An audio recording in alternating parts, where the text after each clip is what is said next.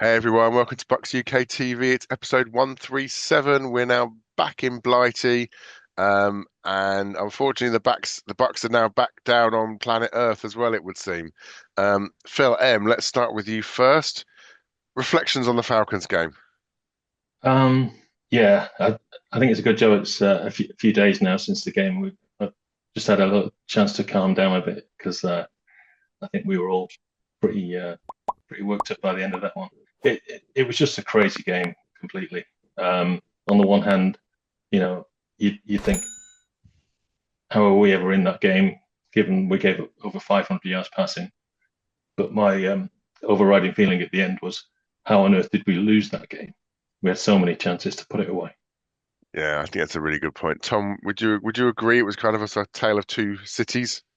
Yeah, first half the offense was that full tilt. Really, we're playing really well. I think our offense, the D, I think we know we're banged up there, and we got a few injuries and players missing. Um, as Phil said, they were passing all over us. But you did kind of finish the game thinking, how have we managed to lose, despite the fact that we kind of should have, looking at all the stats, been put away probably early on.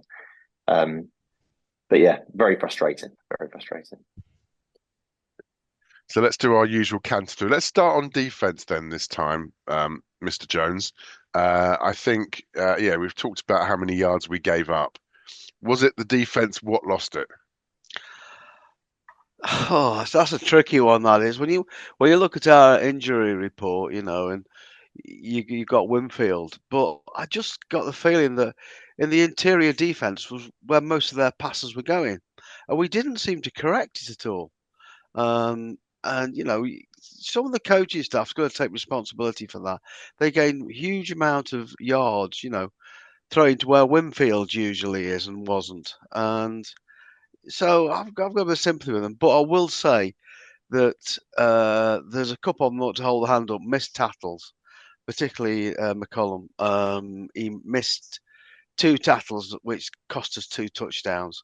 So yeah, to some degree, yeah, we are. But I find it very hard. They got four sacks. They got to Cousins. Logan Hall is looking something like the player we drafted, Yeah, there were and turnovers. I mean, yeah, I don't think we can fault them, that much. I actually watched it again. I watched it after the day after and watched it again today. I still find it hard to believe we lost that game. We seem to be in control of it and threw it away. so Mr. McKenzie, there's two Phils if you haven't noticed already. Yeah, So I'll try and make it clear. If we ever get Phil Bushby on here as well, we're absolutely stuffed.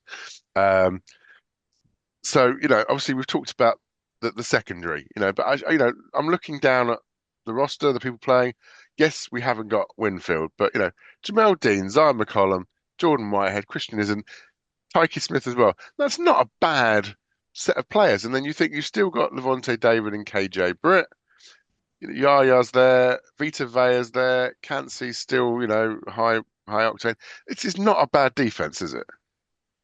no, it isn't. As you say, missing a couple of key players. But I mean, I tend to think of players like Izzy and Zane McCollum as like up and coming. But then you step back and think, well, actually, they've been around for a few years Mm, now, mm. and actually, I think McCollum particularly is getting some recognition. I think he's a decent player. Um, but as Phil said, there were just too many missed tackles. Um, I think people have mentioned on the forum about the scheme being a bit soft. We're standing off quite a bit, and that seemed to play into it. And then, as we've said, that they just tore us up down the middle from start to finish. Do you think we were aggressive enough or too aggressive?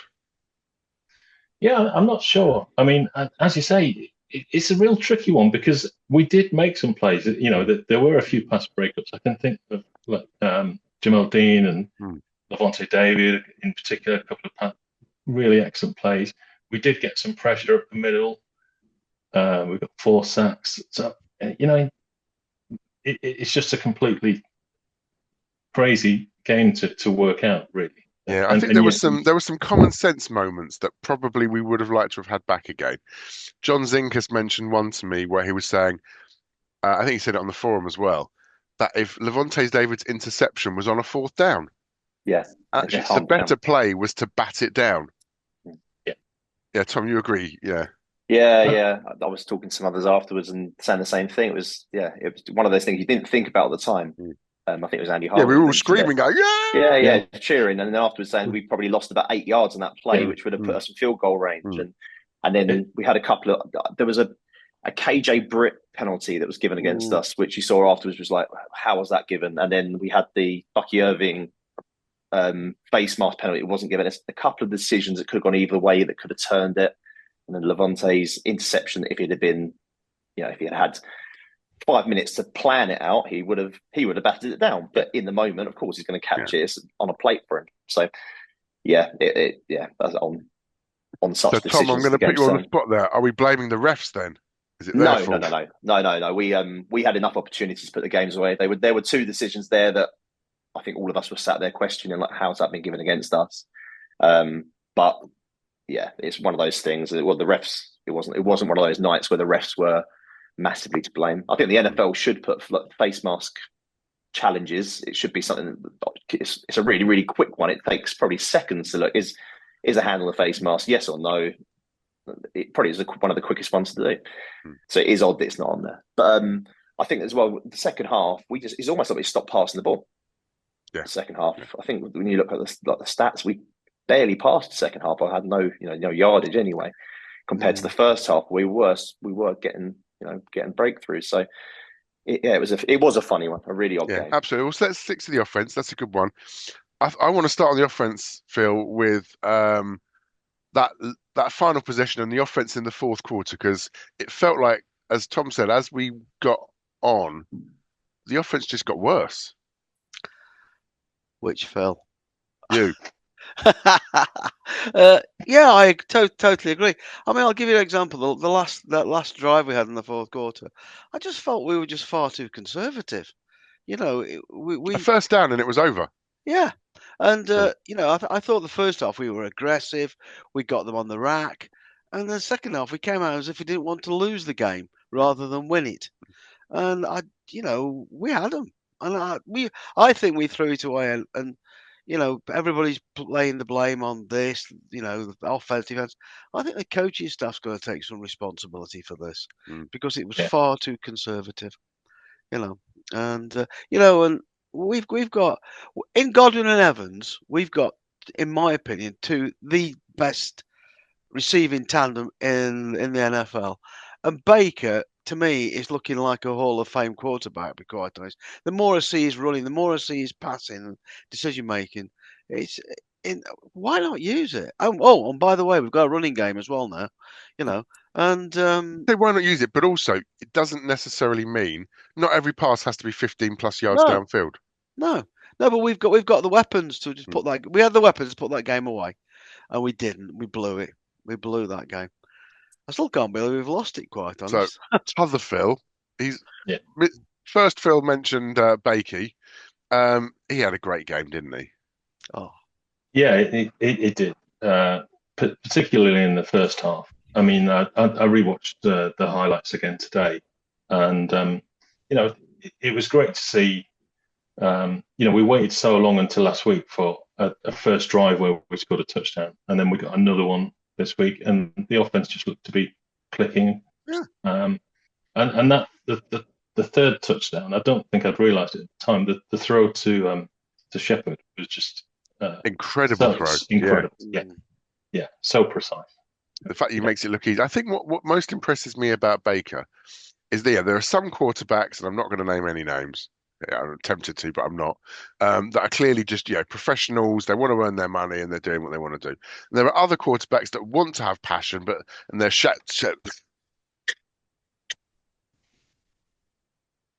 there's some quarterbacks they're sort of shouting and screaming, and but actually it doesn't mean anything. What you talk about actually, Baker just gets on and does it. And it's just awe-inspiring. How can you not like our quarterback? And I just think he's he's putting his body on the line, he's tucking it, he's running with it, and also he's not turning it over. And sometimes that's a matter of luck, I think.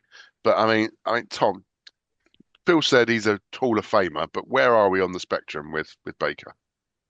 if he keeps going at this rate, he's going to do something for us that I think we probably never expected when he first came in. That's for sure. I think a lot of people, including quite a lot of us, had sort of written him off. I think after Brady, we think, oh, maybe we'll get Baker in. If he does okay, oh, good. If not, then we'll get someone else in afterwards.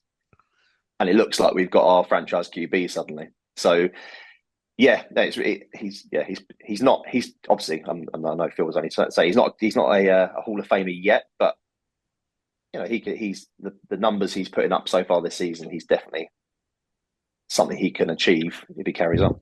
Do you know what I'd like to see is the rerun of 2 seasons ago when we did a prediction program, right? And when we first signed Baker, and we got us all down for first round pick in 2024, if you remember. Remember all that? And look what's happened. That's because we thought we were getting Gus Swayze. Yeah, yeah, incredible. I think he's incredible. I think he's incredible. Cool. Oh, just want to say one last thing on the offense before we go. I mentioned we've got a tandem, 2 best receivers. Sterling Shepard has done a fantastic job stepping in for Palmer and McMillan. And Yeah. also, I don't know if anybody's noticed, but Cade Otton, he's starting to get more and more balls thrown to him. And he's starting to look like a really He's looking like a Cam Brate, I think. Again, he is. Yes. Very much so. Very not much slick, so. not flashy, not quick, but he's there and he's open. Yeah, doing exceedingly well. So we've got it all in place, and we might have a returner. Tucker suddenly looked like he could returnable. So yeah, it looks like we've got things in place. As you're saying, I think if we can get everything going together, then stick with the return game, because actually, again, special teams was another interesting thing where we still had Gillen at punter. The Bucs even managed to block a kick, which, I mean, I don't know who had the over under on that one, but wasn't it 100 years? And the kicks were sailing through the uprights again, unlike Koo, who's normally Mr. Reliable. I think I was a bit worried about whether I should be starting him on fantasy team, but I needn't have been too worried. What did you think of special teams? Well, yeah, I thought they did exceedingly well. I mean, McLaughlin's beginning to be Mr. Automatic, isn't it? Was it 2 for over 50 yards? Fantastic. And Gill, well, I don't know. I don't know what to make of him, really. I just think, I wonder if he's a stopgap when Kamada starts feeling better, but he did okay. And like you said, as I said earlier on, the running game with White, Irvin, and Tucker helping out is starting to look something like. So yeah, special teams are looking a bit good.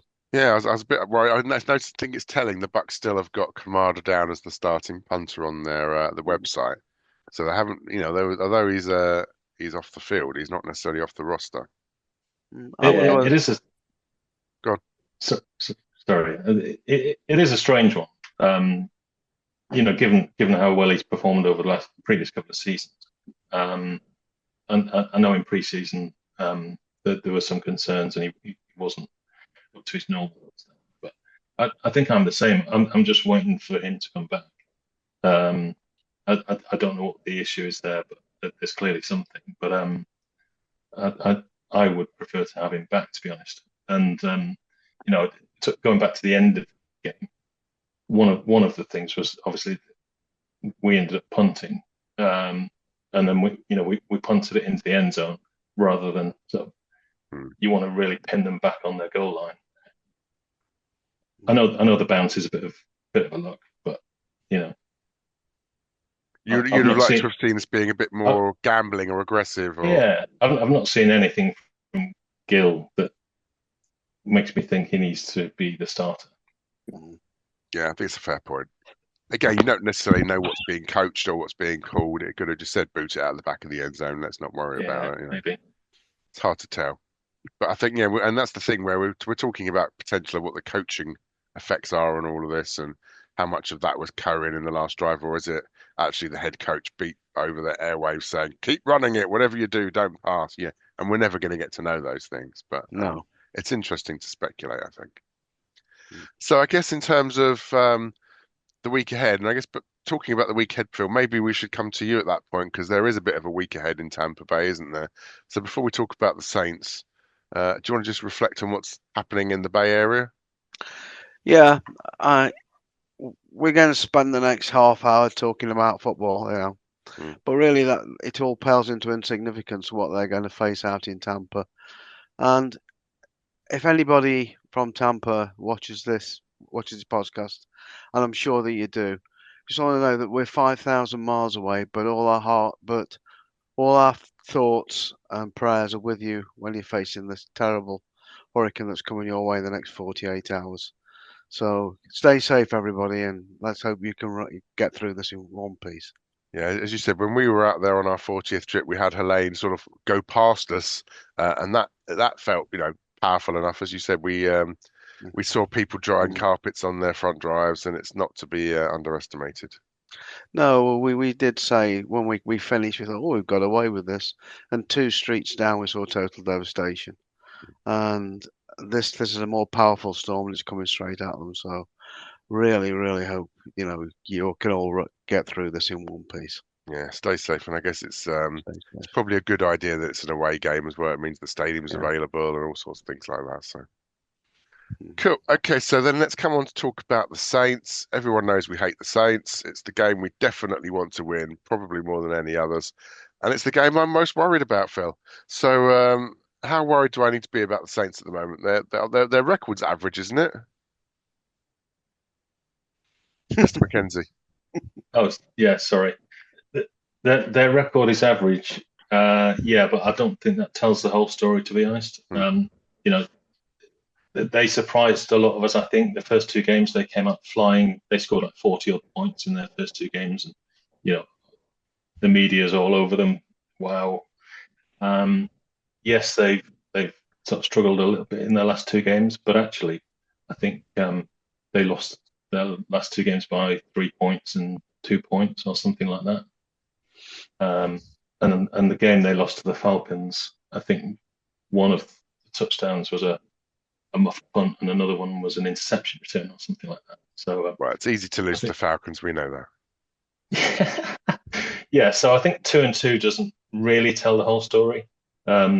Yeah, So how I worried do you think think we should be? Is this going to be a close game, or we got our work I, cut out? I think it's definitely going to be a close game.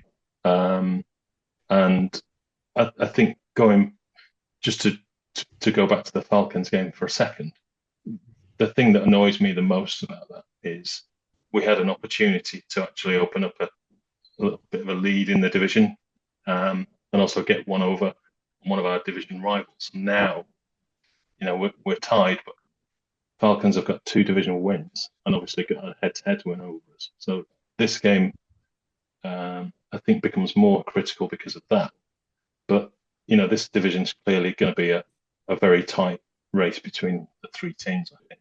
And I Yeah. think Sunday is going to be a very tight game in itself. And the danger is we look ahead and think, Chiefs and 49ers, but actually this is the one that's going to mean whether we're in the playoffs or not, probably. I think it's going to come down at the end of it to the divisional games. Yeah. Yeah. So Tom, we know about Carr, we know about Kamara, we know about Olave. How do we stop the Saints? I think Taysom Hill is he still going to be out? We don't know yet, do we? Yeah, I'm not sure. But I mean, forcing Carr to have to be very more than he would probably To be want like to. Baker. Yeah, their run game. We always have our problems with Alvin Kamara anyway. Yeah. If we can find a way to shut their run game down, force Carr to throw more, he makes errors. He turns the ball over. He's not the most consistent quarterback. The way we looked this week, maybe he might put up a few yards, but I think if we can turn the ball over a few times, it's going to be big. So I'd say that's the key to try and make him throw as much as possible and shut their run game down. And they've got a good D, so we want to get ourselves going early. You're right, Really. because if we can shut the run game down, that makes them one-dimensional. If it makes them one-dimensional, it means people like Yaya and JTS are more likely to get to Carr. And if they're more likely to get to Carr, I think we could see some interceptions. Yeah, I agree. And hopefully Cansey's back because I think he could have a good impact on that on us getting pressure. And it hopefully will help us that we're going to have a long week going into the game. They're going to have a short week playing tonight. So, hopefully that has an impact as well. Mr. Jones, I know you're a big Kamara fan. How sometimes we do shut him down, and sometimes we don't. What's the key to that, do you think? Well, I think the key to the whole game is getting into Carr because he will use. We stopped Saquon Barkley, so we can stop him. But he does catch a lot. We've got to watch him as well doing that because that's where he's dangerous. And he's sort of Yeah, because you not could be got throwing blitzing ball. Carr, and Yeah, wherever the blitzers come from, Kamara will just pop over there and pick up and I catch al- the ball. when I watch the Saints, I always thought Kamara is Carr's safety blanket. Mm. He's always there to get a ball, and he's quick. He's quick. And I always think about the Saints more than any other team. Doesn't matter what they've done the previous 2 weeks. They always raise their game for us. Especially in that dome. And And it will be loud. it'll be loud. But we're a better team than they are. We've got our defense. If we can get to goal, that's the key to the game. So let's move to the other side of the ball then, Mr. McKenzie. As Tom said, this is not a bad defense. How do you think we're going to score on them? Yeah, I think hopefully, as we've done in the last couple of games, I'd really like to see us come out and start early. Get a lot. The last couple of weeks we've had lots of different receivers, running backs involved in the opening drives, and just spread it around a bit. Just keep them all on their toes, I think. But we've definitely got to get Evans and Cook with the ball. Yeah. Yeah, And how do you want to get them moving? We've obviously we've seen Godwin running jet sweeps. We've seen rocket screens. We've seen deep balls to Mikey. What do you Yeah, want to call? yeah. I wouldn't mind seeing a couple of deep shots actually. When the one in the previous game was obviously overthrown to Shepherd, but almost came off, and I'd like to see a couple more of those. But yeah, I think just mix it up, and as we said previously, K. Dotton getting more involved. I think some of the plays in the previous game, we had some really well designed plays for K. Dotton, and I'd like to see more of that as well. Yeah, it's a good point. It's not many times in Buccaneer history you can say we've actually managed to scheme players open, but it does feel like Cohen's at least starting to find the way forward to that. Tom, I mean, my perception of this defense is its weaknesses up front in the trenches, which I think probably plays to the Bucs' strengths because we aren't a big pushy offensive line that's going to knock you off the ball Philadelphia style. We're more about pass protection. But actually, if they're not, if you've got to keep an eye out for Cam Jordan, but if they come, do you think our line's up to the task this week? Yeah, I think so. The line's been pretty solid this season. It's not been what it once was, but it's still a decent line. And as we said earlier on, they're starting to open up holes for the run game a little bit, which is good to see because it's been a while since we've had a proper run game. So if we can get that going, the key to us being good this season is probably going to be if we can start to mix it up. I think maybe the issue we had against the Falcons, we kind of were passing the ball a lot at first, and then it kind of became we ran the ball a lot. And if we can get that all together and start to get a bit of play action going, and we're going to find, teams find us hard to play against because of the amount of weapons we have. It must scare teams when they see, we can double team Evans, but then we've got to deal with Godwin, and then if they start got Irving and Rashad White, we might have to worry about them running the ball. It becomes tricky. Yeah, I think you're right. Go on, Phil. I think Mr. Jones, when we saw the Eagles, we saw the Bucs coming up almost passing to establish the run, not the other way around. Yeah, the big difference between the Broncos and the Eagles game was the speed they got the ball away. I always felt the Broncos, they sort of went back and was taking the time, and that's how they got to Baker. But against the Eagles, they got the ball away quick, and they're doing the same thing against the Falcons. Get it away quick. But listen, don't underestimate their cornerbacks. They're quick. They're really quick. I rate McKinstry as well, and they've got some good players in this defense. They've always had a McKinstry good been defense. starting yet, or is he still like nickel and stuff? Yeah, he's not, but he that guy's going to come. He was always a great player in college, and I feel he was a great first round pick. But he'll be okay. He'll be fine. But I think we've got to watch them. Or say get it to Evans and Godwin. They've got some good secondary. Okay, so it's kind of money where your mouth is time. I want a score prediction and one big play that you're going to call on whichever side of the ball you like. Tom, let's start with you this time. When the clock Um, ticks down, what's it going to end up? I think we're going to win the game. I think it'll only be a couple of points. Maybe maybe it might come down to a field goal, end up like 27-24 or something. But yeah, I think there's going to be a big play on D somewhere where they're going to try and start forcing the game on us. Hopefully, be someone like McCullum or Dean can get a big play because I think after last week they need one. Okay, so a win, some big plays. Mr. McKenzie. Yeah, so 27-24 was the exact score that sprung to my mind as Tom was speaking then. So I agree. I think it's going to be a very close game. And I think it's possibly going to come down to a turnover. So yeah, that's what I'm going. A turnover to win the game for the Bucs. I should say, it really does say 27-24 there, but Yeah.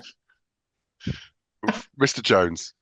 I think it's going to be closer than that. I've got down here 21-20. I think it's going to be really, really close. And a big play, interception, back for a touchdown. There you go. Stealing all my thunder now. So I was going to say 27-24, but I think the Saints might edge this one. And my worry is it could be an interception for a touchdown, but I think Baker's been living a charmed life. I don't know how many games he's ever gone without an interception before, but my worry is if he's got Cam Jordan in his face, if we're not good enough, because remember, it's over on that side with School or whoever Yeah. ends up playing. And if we want K Dotton involved, I'd rather him be involved in a 3-point stance, trying to shove his face into Cam Jordan's. Yeah, it is the key. It will be the key for Baker to get the ball away quick again. But the last two games they've been doing it, so let's hope we just keep up that. But I'm worried about School as well. Okay. So Because I'll have to wear the lone wolfy hat thing and howl like the wind or something. But yeah, I hope I'm wrong. Obviously, I don't like predicting the Bucs to lose, but I think we're absolutely capable of winning. But I think it's in a sort of simulation sense. If you play this game 100 times, I'm not sure we win more than 45 of them. So there you go. It's close still. So that's what we think, but we want to know what you think. Let us have your thoughts and comments. As usual, we'll do the clicky, likey, thumbsy, upsy, bellsy, subscribesy thing. You can tell I'm down with all the young kids. I know exactly what I'm talking about. If you are watching this on Spotify, please make sure to give us a comment there. Comments are now enabled on Spotify for podcasters. So I don't see if you're driving. I know Adam listens to us in the car. Please don't comment while driving. Stay safe at all possible times. Obviously, we've had the luxury of a long week this week between games. It's been nice sitting down and watching NFL games on a Sunday without having to worry about whether the Bucs are winning or losing. But we know we're on to Monday Night Football soon afterwards. So we'll be back next time to talk about how we're edging towards the Ravens and hopefully celebrating Saints. But Phil and Tom, thank you very much. And ever, we always end with Go Bucs! go Go Bucs! Go Bucs. Bucs.